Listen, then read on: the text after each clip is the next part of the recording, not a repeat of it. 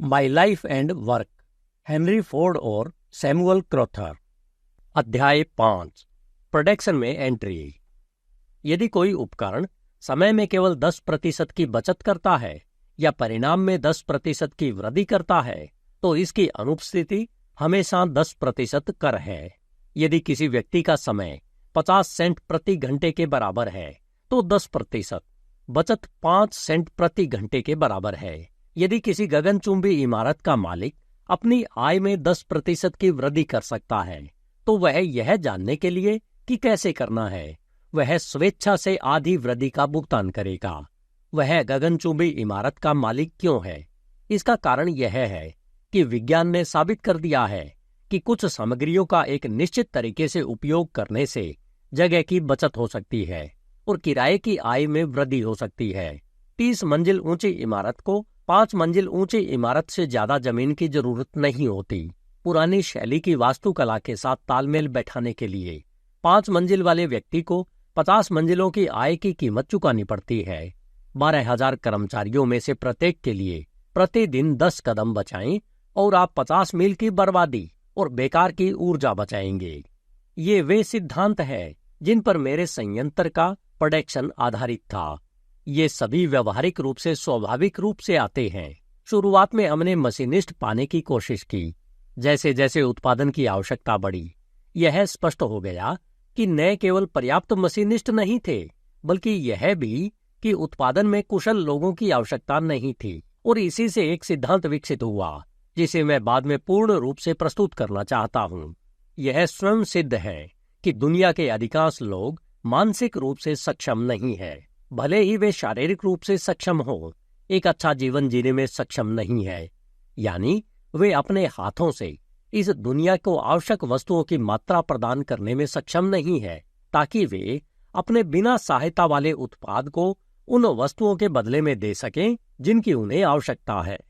मैंने यह कहते सुना है। वास्तव में मेरा मानना है कि यह काफी प्रचलित विचार है कि हमने काम से कौशल को हटा दिया है। हमने ऐसा नहीं किया है। हमने कौशल डाला है। हमने योजना, प्रबंधन और उपकरण निर्माण में उच्च कौशल लगाया है, और उस कौशल के परिणामों का आनंद वह व्यक्ति उठाता है जो कुशल नहीं है। इस पर मैं बाद में विस्तार से चर्चा करूंगा। हमें मानवीय मानसिक उपकरणों में असमानता को पहचानना होगा। यदि हमारे स्थान पर प्रत्येक कार्य के लिए कौशल की आवश्यकता होती, तो यह स्थान कभी अस्तित्व में ही नहीं आता। आवश्यक संख्या में कुशल लोगों को 100 वर्षों में प्रशिक्षित नहीं किया जा सकता था। हाथ से काम करने वाले 10 लाख लोग हमारे वर्तमान दैनिक उत्पादन का अनुमान भी नहीं लगा सकते। कोई भी 10 लाख लोगों को मैनेज नहीं कर सकता।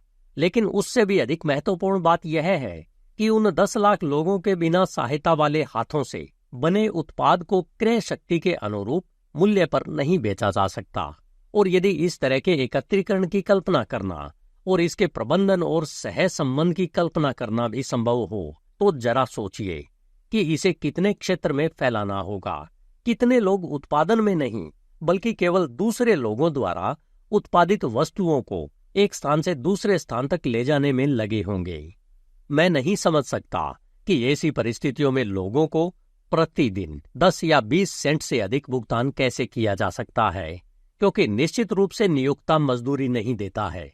वह केवल पैसे का प्रबंधन करता है। यह उत्पाद है जो मजदूरी देता है, और यह प्रबंधन है जो उत्पादन की व्यवस्था करता है ताकि उत्पाद मजदूरी दे सके। उत्पादन के अधिक किफायती तरीके एक साथ शुरू नहीं हुए, वे धीरे धीरे शुरू हुए। जैसे हमने धीरे धीरे अपने पुर्जे बनाने शुरू किए। मॉडल टी वह पहली मोटर थी जिसे हमने खुद बनाया था। महान अर्थव्यवस्थाएं असेंबली से शुरू हुई और फिर अन्य क्षेत्रों में विस्तारित हुई। जबकि आज हमारे पास बहुत सारे कुशल मैकेनिक हैं, वे ऑटोमोबाइल नहीं बनाते, वे दूसरों के लिए उन्हें बनाना आसान बनाते हैं। हमारे कुशल लोग उपकरण निर्माता, प्रयोगात्मक कामगार, मशीनिस्ट और पैटर्न निर्माता हैं।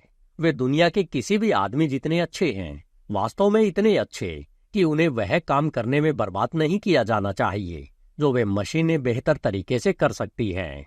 हमारे पास बहुत से लोग अकुशल आते हैं। वे कुछ घंटों में या कुछ दिनों में अपना काम सीख जाते हैं। अगर वे उस समय के भीतर नहीं सीखते हैं तो वे हमारे लिए कभी भी उपयोगी नहीं होंगे। ये लोग, उनमें से कई विदेशी हैं और उन्हें काम पर रखने से पहले बस इतना ही चाहिए कि वे संभावित रूप से इतना काम कर सकें कि वे जिस जगह पर रहते हैं उसके ओवरहेड चार्ज का भुगतान कर सकें। उन्हें शारीरिक रूप से सक्षम पुरुष होने की आवश्यकता नहीं है। हमारे पास ऐसे काम हैं जिनके लिए बहुत अधिक शारीरिक शक्ति की आवश्यकता होती है, हालांकि वे तेजी से कम हो रहे हैं। हमारे पास अन्य ऐसे काम भी हैं जिनके लिए किसी भी तरह की शक्ति की आवश्यकता नहीं होती है। ऐसे काम जो, जहां तक शक्ति का सवाल है, 3 साल का बच्चा भी कर सकता है। तकनीकी प्रक्रियाओं में गहराई से जाने के बिना विनिर्माण के पूरे विकास को स्टेप बाय स्टेप उस क्रम में प्रस्तुत करना संभव नहीं है जिसमें प्रत्येक चीज हुई। मुझे नहीं पता कि ऐसा किया जा सकता है, क्योंकि लगभग हर दिन कुछ न कुछ हो रहा है और कोई भी इसका हिसाब नहीं रख सकता। याच्छादिक रूप से कई बदलावों को लें, उनसे न केवल यह पता लगाना संभव है कि जब इस दुनिया को उत्पादन के आधार पर रखा जाएगा तो क्या होगा, बल्कि यह भी देखना संभव है कि हमें चीजों के लिए जितना भुगतान करना चाहिए उससे कितना अधिक भुगतान करते हैं, और वेतन जितना होना चाहिए उससे कितना कम है, और कितना विशाल क्षेत्र है जिसकी खोज की जानी बाकी है। फोर्ड कंपनी इस यात्रा पर बस थोड़ी ही दूर चली है। एक फोर्ड कार में लगभग 5000 पुर्जे होते हैं, जिसमें स्क्रू, नट और बाकी सब शामिल हैं। कुछ पुर्जे काफी भारी होते हैं और कुछ लगभग घड़ी के पुर्जों के आकार के होते हैं। हमारी पहली असेंबलिंग में हमने बस एक कार को फर्श पर एक जगह पर जोड़ना शुरू किया और कामगारों ने जरूरत के हिसाब से पुर्जे लाए, ठीक उसी तरह जैसे कोई घर बनाता है। जब हमने पुर्जे बनाना शुरू किया तो उस पुर्जे को बनाने के लिए फैक्ट्री का एक ही विभाग बनाना स्वाभाविक था, लेकिन आमतौर पर एक कामगार एक छोटे से पुर्जे पर जरूरी सभी काम करता था। उत्पादन की तेज गति ने उत्पादन की ऐसी योजनाएं बनाना जरूरी कर दिया जिससे कामगारों को एक दूसरे पर गिरने से बचाया जा सके। अनकंट्रोल्ड कामगार अपना ज्यादातर समय काम करने की तुलना में सामग्री और औजारों के लिए पैदल चलने में बिताता है। उसे कम वेतन मिलता है क्योंकि पैदल चलना कोई ज्यादा भुगतान वाली चीज नहीं है। असेंबली में पहला कदम तब उठाया गया जब हमने काम को लोगों के पास ले जाना शुरू किया, न कि लोगों को काम के लिए। अब हमारे पास सभी कार्यों में 2 सामान्य सिद्धांत हैं कि किसी व्यक्ति को कभी भी एक कदम से ज्यादा नहीं चलना चाहिए। अगर संभव हो तो इसे टाला जा सकता है, और किसी भी व्यक्ति को कभी भी झुकने की आवश्यकता नहीं है। संयोजन के सिद्धांत ये हैं। नंबर 1, औजारों और लोगों को ऑपरेशन के अनुक्रम में रखें ताकि प्रत्येक घटक भाग परिष्करण की प्रक्रिया के दौरान कम से कम संभव दूरी तय करे। दूसरा, कार्य स्लाइड या किसी अन्य प्रकार के वाहक का उपयोग करें ताकि जब कोई कामगार अपना ऑपरेशन पूरा कर ले तो वह भाग को हमेशा एक ही स्थान पर रखे। वह स्थान हमेशा उसके हाथ के लिए सबसे सुविधाजनक स्थान होना चाहिए, और यदि संभव हो तो गुरुत्वाकर्षण भाग को अगले कामगार के ऑपरेशन के लिए ले जाए। नंबर 3, स्लाइडिंग असेंबलिंग लाइनों का उपयोग करें जिसके द्वारा असेंबल किए जाने वाले भागों को सुविधाजनक दूरी पर पहुंचाया जाता है। इन सिद्धांतों के अनुप्रयोग का अंतिम परिणाम यह है कि कार्यकर्ता के लिए सोचने की आवश्यकता कम हो जाती है और उसकी हरकतें न्यूनतम हो जाती है। वह यथासंभव एक ही हरकत से एक ही काम करता है। चेसिस को असेंबल करना गैर यांत्रिक दिमाग के दृष्टिकोण से हमारा सबसे दिलचस्प और शायद सबसे प्रसिद्ध ऑपरेशन है, और एक समय में यह एक बहुत ही महत्वपूर्ण ऑपरेशन है। अब हम वितरण के बिंदु पर असेंबली के लिए भागों को भेजते हैं। 1 अप्रैल 1913 को हमने पहली बार असेंबली लाइन का प्रयोग किया। हमने फ्लाई व्हील मैग्नेटों को असेंबल करने पर इसे आजमाया। हम पहले हर चीज को थोड़ा बहुत आजमाते हैं। जब हमें कोई बेहतर तरीका मिल जाता है तो हम उसे हटा देते हैं, लेकिन हमें यह पूरी तरह से पता होना चाहिए कि नया तरीका पुराने तरीके से बेहतर होगा, तभी हम कोई बड़ा कदम उठाएंगे। मेरा मानना है कि यह अब तक लगाई गई पहली मूविंग लाइन थी। यह विचार शिकागो पैकर्स द्वारा बीफ ड्रेसिंग में इस्तेमाल की जाने वाली ओवरहेड ट्रॉली से आया था। हमने पहले फ्लाई व्हील मैग्नेटों को सामान्य तरीके से असेंबल किया था। एक कारीगर द्वारा पूरा काम करने पर वह 9 घंटे के दिन में 35 से 40 पीस बना सकता था, या एक असेंबली में लगभग 20 मिनट। फिर उसने जो अकेले किया उसे 29 ऑपरेशन में फैला दिया गया, जिससे असेंबली का समय 13 मिनट 10 सेकंड रह गया। फिर हमने लाइन की ऊंचाई 8 इंच कर दी। यह 1914 में हुआ और समय घटाकर 7 मिनट कर दिया। काम को किस गति से आगे बढ़ाना चाहिए, इस पर आगे प्रयोग करने से समय घटकर 5 मिनट रह गया। संक्षेप में परिणाम यह है, वैज्ञानिक अध्ययन की आवश्यकता से अब एक आदमी तुलनात्मक रूप से कुछ साल पहले 4 लोगों द्वारा किए गए काम से कुछ अधिक काम करने में सक्षम है। उस लाइन ने विधि की दक्षता स्थापित की और अब हम इसका उपयोग हर जगह करते हैं। मोटर की असेंबलिंग, जो पहले एक आदमी द्वारा की जाती थी, अब 84 ऑपरेशन में विभाजित हैं। वे लोग वह काम करते हैं जो पहले उनकी संख्या से 3 गुना अधिक लोग करते थे। थोड़े समय में हमने चेसिस पर योजना को आजमाया। स्थिर चेसिस असेंबली में हमने जो सबसे अच्छा काम किया था वह प्रति चेसिस औसत 12 घंटे और 28 मिनट था। हमने चेसिस को रस्सी और विंडलेस के साथ 250 फीट लंबी लाइन पर खींचने का प्रयोग किया।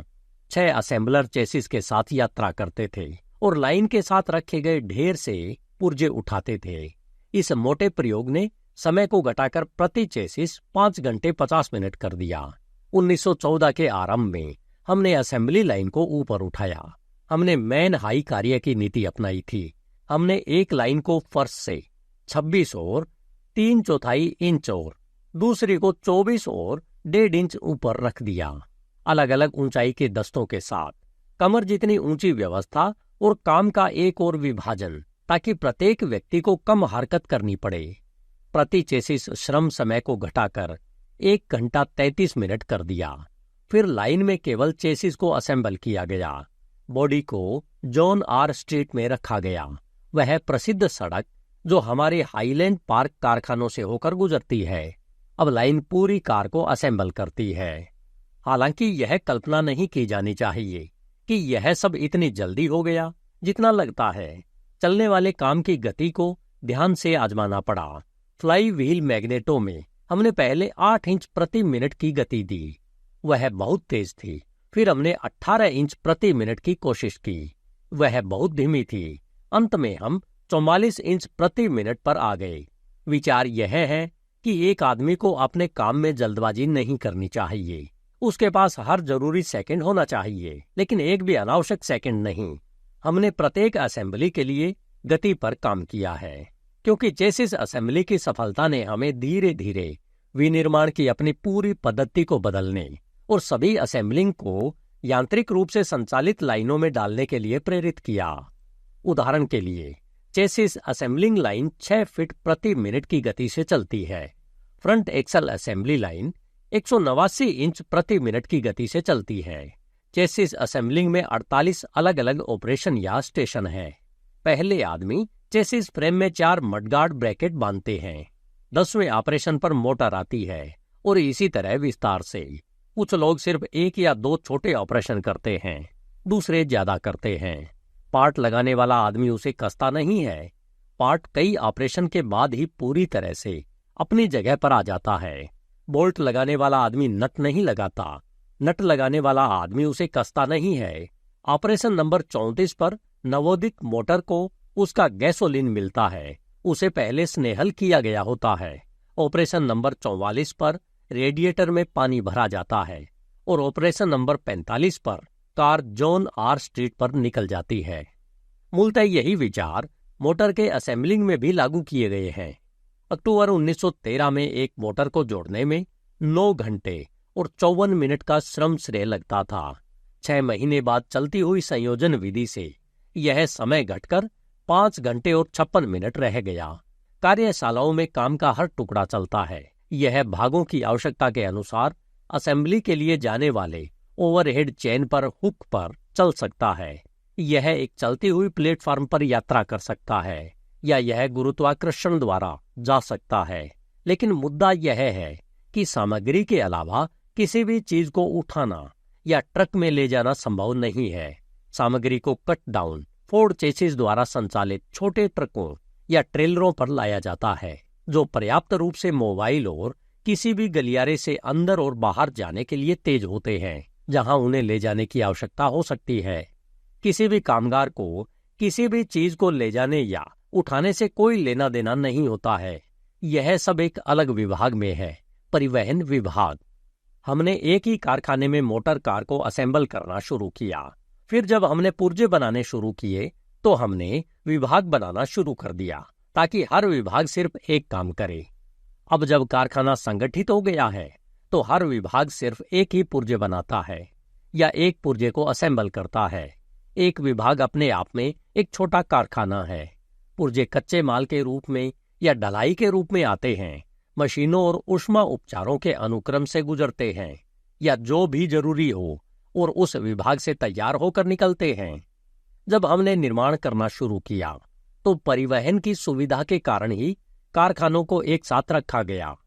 मुझे नहीं पता था कि इतने छोटे छोटे विभाजन संभव होंगे, लेकिन जैसे जैसे हमारा उत्पादन बढ़ा और विभागों की संख्या बढ़ती गई, हम वास्तव में ऑटोमोबाइल बनाने से पुर्जे बनाने में बदल गए। फिर हमने पाया कि हमने एक और नई खोज की है, जो यह थी कि सभी पुर्जे किसी भी तरह से एक ही कारखाने में नहीं बनाए जाने चाहिए। यह वास्तव में कोई खोज नहीं थी, यह मेरे पहले निर्माण के समय से एक चक्र में घूमने जैसा था। जब मैंने मोटरें और शायद 90% पुर्जे खरीदे थे, जब हमने अपने खुद के पुर्जे बनाने शुरू किए, तो हमने व्यवहारिक रूप से यह मान लिया था कि वे सभी एक ही कारखाने में बनाए जाने चाहिए, कि पूरी कार के निर्माण पर एक ही छत होने से कुछ विशेष गुण होते हैं। अब हम इससे दूर हो गए हैं।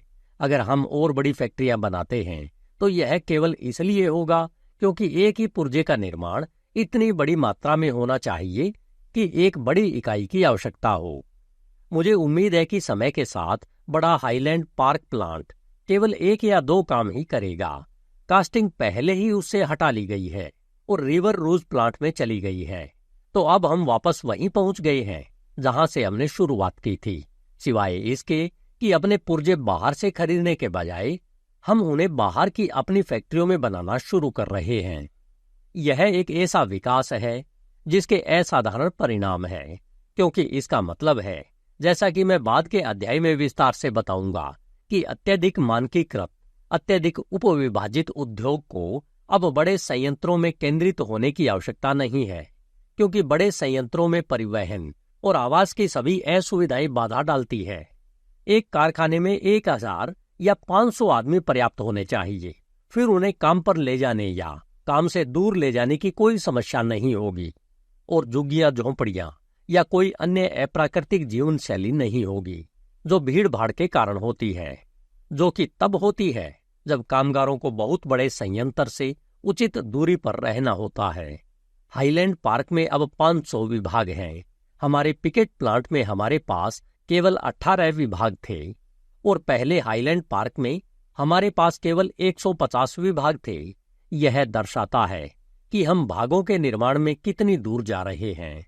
शायद कोई भी सप्ताह ऐसा बीतता हो जब मशीन या प्रक्रिया में कहीं न कहीं कोई सुधार न किया गया हो, और कभी कभी यह सर्वोत्तम दुकान अभ्यास कहे जाने वाले नियम की अवहेलना करके किया जाता है। मुझे याद है कि एक बार एक मशीन निर्माता को एक विशेष मशीन के निर्माण पर सम्मेलन में बुलाया गया था। विनिर्देशों में प्रति घंटे 200 उत्पादन की बात कही गई थी। यह एक गलती है, निर्माता ने कहा। आपका मतलब है कि प्रतिदिन 200? किसी भी मशीन को प्रति घंटे 200 पर मजबूर नहीं किया जा सकता है। कंपनी के अधिकारी ने उस व्यक्ति को बुलाया जिसने मशीन का डिजाइन बनाया था, और उन्होंने उसका ध्यान मशीन की विशेषताओं की ओर आकर्षित किया। उसने कहा, हाँ, इसके बारे में क्या? निर्माता ने सकारात्मकता से कहा, ऐसा नहीं किया जा सकता। कोई भी मशीन ऐसा नहीं कर सकती। ऐसा तो सवाल ही नहीं उठता। इसका सवाल ही नहीं उठता? इंजीनियर ने आश्चर्य से कहा। यदि आप मुख्य मंजिल पर आएंगे तो आप एक को ऐसा करते हुए देखेंगे। हमने यह देखने के लिए एक बनाया था कि क्या ऐसा किया जा सकता है, और अब हम इसके जैसे और अधिक बनाना चाहते हैं। फैक्ट्री में प्रयोगों का कोई रिकॉर्ड नहीं रखा जाता। फोरमैन और अधीक्षक याद रखते हैं कि क्या किया गया है। यदि कोई निश्चित विधि पहले अपनाई गई है और विफल रही है तो कोई न कोई इसे याद रखेगा। लेकिन मैं विशेष रूप से इस बात के लिए उत्सुक नहीं हूं कि लोग याद रखें कि अतीत में किसी और ने क्या करने की कोशिश की थी, क्योंकि तब हम बहुत जल्दी बहुत सारी ऐसी चीजें जमा कर सकते हैं जो नहीं की जा सकी। यह व्यापक रिकॉर्ड के साथ होने वाली समस्याओं में से एक है। यदि आप अपनी सभी असफलताओं को रिकॉर्ड करते रहेंगे तो आपके पास जल्द ही एक सूची होगी जो दिखाएगी कि आपके लिए प्रयास करने के लिए कुछ भी नहीं बचा है, जबकि इसका यह मतलब बिल्कुल नहीं है कि क्योंकि एक व्यक्ति एक निश्चित विधि में विफल रहा है इसलिए दूसरा व्यक्ति सफल नहीं होगा। उन्होंने हमें बताया कि हम अपनी अंतहीन श्रृंखला विधि से ग्रे आयरन को नहीं ढाल सकते, और मेरा मानना है कि असफलताओं का रिकॉर्ड है, लेकिन हम यह कर रहे हैं।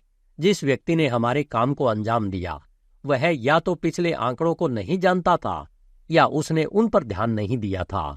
इसी तरह हमें बताया गया कि ब्लास्ट फर्नेस से सीधे गर्म लोहे के सांचे में डालना असंभव है।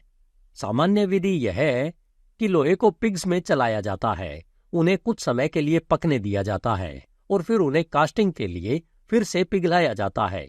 लेकिन रिवर रूज प्लांट में हम सीधे कपोलों से ढलाई कर रहे हैं और ब्लास्ट फर्नेस से भरे जाते हैं।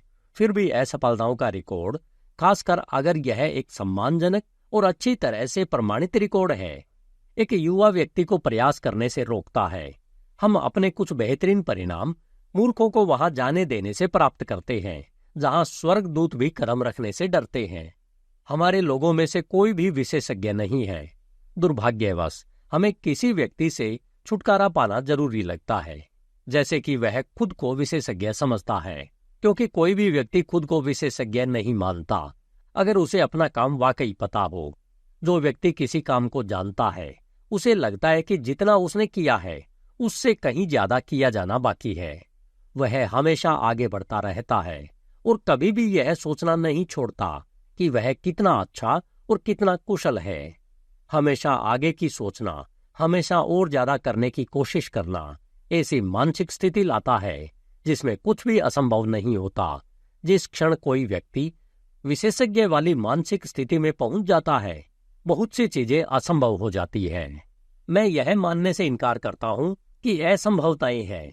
मैं यह नहीं खोज सकता कि कोई भी इस धरती पर किसी भी चीज के बारे में इतना निश्चित रूप से जानता हो कि क्या संभव है और क्या नहीं। सही समय पर सही तरह का अनुभव, सही तरह की तकनीकी प्रशिक्षण दिमाग को बड़ा करना चाहिए और असंभावताओं की संख्या को कम करना चाहिए। दुर्भाग्य से यह ऐसा कुछ नहीं करता। अधिकांश तकनीकी प्रशिक्षण और जिसे हम अनुभव कहते हैं उसका औसत पिछली असफलताओं का रिकॉर्ड प्रदान करता है, और इन असफलताओं को उनके मूल्यों के रूप में लेने के बजाय उन्हें प्रगति के लिए पूर्ण अवरोध के रूप में लिया जाता है। यदि कोई व्यक्ति जो खुद को अधिकारी कहता है कि यह या वह नहीं किया जा सकता है, तो विचारहीन अनुयायियों की भीड़ कोरस शुरू कर देती है, यह नहीं किया जा सकता है।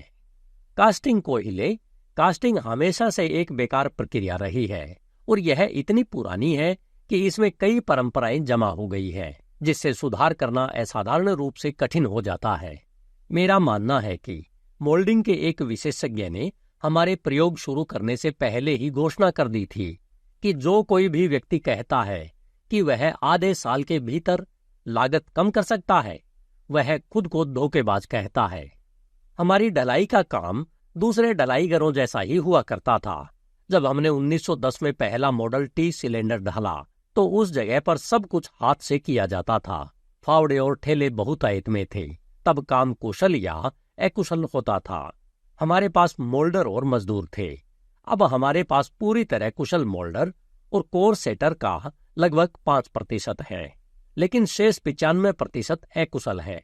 या इसे और अधिक सटीक रूप से कहें तो उन्हें ठीक एक ही काम में कुशल होना चाहिए, जिसे सबसे मूर्ख व्यक्ति 2 दिनों में सीख सकता है। ढलाई का सारा काम मशीनों द्वारा किया जाता है। प्रत्येक भाग जिसे हमें डालना होता है उसकी अपनी एक इकाई या इकाइयां होती हैं। उत्पादन की योजना में आवश्यक संख्या के अनुसार इकाई की मशीनरी एकल ढलाई के लिए अनुकूलित है। इस प्रकार इकाई में प्रत्येक व्यक्ति एक ही काम करता है जो हमेशा एक जैसा होता है। एक इकाई में एक ओवरहेड रेलवे होता है जिसके बीच बीच में मोल्ड के लिए छोटे छोटे प्लेटफार्म लटके होते हैं। तकनीकी विवरण में न जाते हुए मैं यह कहना चाहता हूं कि सांचे और कोर बनाना और कोर की पैकिंग प्लेटफार्म पर काम चलने के साथ ही पूरा हो जाता है। काम चलते समय धातु को दूसरे बिंदु पर डाला जाता है और जब तक धातु को जिस सांचे में डाला जाता है वह टर्मिनल तक पहुंच जाता है, तब तक वह इतना ठंडा हो जाता है कि वह अपने आप सफाई, मशीनिंग और संयोजन के लिए आगे बढ़ जाता है और प्लेटफार्म नए लोड के लिए इधर उधर घूम रहा होता है। पिस्टन रोड असेंबली के विकास को ही लें। पुरानी योजना के तहत भी इस ऑपरेशन में केवल 3 मिनट लगे और ऐसा नहीं लगा कि इसमें बहुत ज्यादा परेशानी हो। 2 बेंच और कुल 28 आदमी थे। उन्होंने 9 घंटे के दिन में 175 पिस्टन और रोड को असेंबल किया, जिसका मतलब है कि प्रत्येक 3 मिनट में सिर्फ 5 सेकंड। कोई निरीक्षण नहीं हुआ और कई पिस्टन और रोड असेंबलियां मोटर असेंबलिंग लाइन से खराब रूप से वापस आई। यह एक बहुत ही सफल ऑपरेशन है। वर्कमैन ने पिट को पिस्टन से बाहर धकेला, पिन को तेल लगाया, रोड को जगह पर फिसलाया, रोड और पिस्टन में पिन डाला, एक स्क्रू को कस दिया और दूसरे स्क्रू को खोला। यही पूरा ऑपरेशन था। ऑपरेशन की जांच कर रहे फोरमैन को यह नहीं पता चल पाया कि इसमें 3 मिनट से ज्यादा क्यों लगना चाहिए। उसने स्टॉप वॉच से हरकतों का विश्लेषण किया। उसने पाया कि 9 घंटे के दिन में से 4 घंटे चलने में ही बीत गए। असेंबलर कहीं नहीं गया, लेकिन उसे अपनी सामग्री को इकट्ठा करने और अपने तैयार किए गए टुकड़े को दूर धकेलने के लिए अपने पैर हिलाने पड़े। पूरे काम में प्रत्येक व्यक्ति ने 6 ऑपरेशन किए। फोरमैन ने एक नई योजना बनाई। उसने ऑपरेशन को 3 डिवीजन में विभाजित किया। बेंच पर एक स्लाइडर रखी और उसके दोनों तरफ 3 आदमी रखे और अंत में एक इंस्पेक्टर रखा। एक आदमी द्वारा पूरा ऑपरेशन करने के बजाय एक आदमी ने ऑपरेशन का केवल 1/3 हिस्सा किया। उसने केवल उतना ही किया जितना वह अपने पैरों को हिलाए बिना कर सकता था। उन्होंने दस्ते को 28 से घटाकर 14 आदमी कर दिया। 28 आदमियों का पिछला रिकॉर्ड एक दिन में 175 असेंबली का था। अब 7 आदमी 8 घंटे में 2600 असेंबली तैयार करते हैं। वहां बचत की गणना करने की जरूरत नहीं है। रियल एक्सल असेंबली को पेंट करने में एक बार थोड़ी परेशानी हुई थी। इसे हाथ से इनेमल के टैंक में डुबाया जाता था। इसके लिए कई बार काम करना पड़ता था और 2 लोगों की सेवाएं लेनी पड़ती थी। अब एक आदमी एक खास मशीन पर यह सब संभालता है, जिसे कारखाने में ही डिजाइन और बनाया गया है। आदमी अब असेंबली को चलती हुई चेन पर लटका देता है, जो इसे इनेमल टैंक के ऊपर ले जाती है। फिर 2 लीवर हैंडल सॉफ्ट के सिरों पर थंबल लगाए जाते हैं। पेंट टैंक 6 फीट ऊपर उठता है, एक्सल को डुबोता है, अपनी स्थिति में वापस आता है और एक्सल सुखाने वाले ओवन में चला जाता है। ऑपरेशन का पूरा चक्र अब सिर्फ 3 सेकंड का होता है। रेडिएटर का एक जटिल काम है और इसे सोल्डर करना पहले कौशल का विषय हुआ करता था। एक रेडिएटर में 95 ट्यूब होते हैं। इन ट्यूबों को फिट करना और उन्हें जगह पर सोल्डर करना हाथ से एक लंबा काम है। इसके लिए कौशल और धैर्य दोनों की आवश्यकता होती है। अब यह सब एक मशीन द्वारा किया जाता है जो 8 घंटे में 1200 रेडिएटर कोर बनाती है। फिर उन्हें कन्वेयर द्वारा भट्टी के माध्यम से ले जाकर जगह पर सोल्डर किया जाता है। कोई टिन स्मिथ काम नहीं है और इसलिए किसी कौशल की आवश्यकता नहीं है। हम क्रैंक केस आर्म को क्रैंक केस से जोड़ने के लिए न्यूमेटिक हथौड़ों का इस्तेमाल करते थे, जिन्हें नवीनतम विकास माना जाता था। हथौड़ों को पकड़ने के लिए 6 लोगों की जरूरत होती थी और आवरणों को पकड़ने के लिए भी 6 लोगों की, और शोर बहुत भयानक होता था। अब एक स्वचालित प्रेस जिसे एक आदमी चलाता है, जो कुछ और नहीं करता, एक दिन में उन 12 लोगों की तुलना में 5 गुना ज्यादा काम कर लेता है। पिकेट संयंत्र में सिलेंडर कास्टिंग फिनिशिंग के दौरान 4000 फीट की दूरी तय करती थी। अब यह केवल 300 फीट से थोड़ा अधिक दूरी तय करती है। सामग्री को हाथ से नहीं संभाला जाता। एक भी काम हाथ से नहीं किया जाता। अगर कोई मशीन स्वचालित बनाई जा सकती है तो उसे स्वचालित बनाया जाता है। एक भी काम को कभी भी सबसे अच्छे या सबसे सस्ते तरीके से नहीं माना जाता, वह भी सिर्फ 10%। हमारे औजारों में से कुछ खास है, अन्य नियमित मशीनें हैं जिन्हें विशेष काम के लिए समायोजित किया जाता है और वे लगभग एक दूसरे के बगल में रखे जाते हैं। हम दुनिया के किसी भी अन्य कारखानों की तुलना में प्रति वर्ग फुट फर्श पर अधिक मशीनरी लगाते हैं। उपयोग न किए गए प्रत्येक फुट स्थान पर एक अतिरिक्त व्यय होता है। हम उस बर्बादी को नहीं चाहते, फिर भी आवश्यक सभी जगह है। किसी व्यक्ति के पास बहुत अधिक जगह नहीं है और किसी व्यक्ति के पास बहुत कम जगह नहीं है। कार्यों को विभाजित और उपविभाजित करना, काम को गतिमान रखना, ये प्रोडक्शन के मुख्य बिंदु है। लेकिन यह भी याद रखना चाहिए कि सभी भागों को इस तरह से डिजाइन किया गया है कि उन्हें सबसे आसानी से बनाया जा सके। और बचत, हालांकि तुलना पूरी तरह से उचित नहीं है, लेकिन यह चौंकाने वाली है। यदि हमारे वर्तमान उत्पादन दर पर हम प्रति कार उतने ही लोगों को काम पर लगाते हैं जितने हमने 1903 में शुरू किए थे, और वे लोग केवल असेंबली के लिए थे, तो हमें आज 2 लाख से अधिक लोगों की आवश्यकता होगी। हमारे पास ऑटोमोबाइल प्रोडक्शन पर 50,000 से भी कम लोग हैं, जो कि हमारे उच्चतम बिंदु लगभग 4,000 कार प्रतिदिन है। धन्यवाद। HindiAudiobook.com। आपका दिन शुभ हो।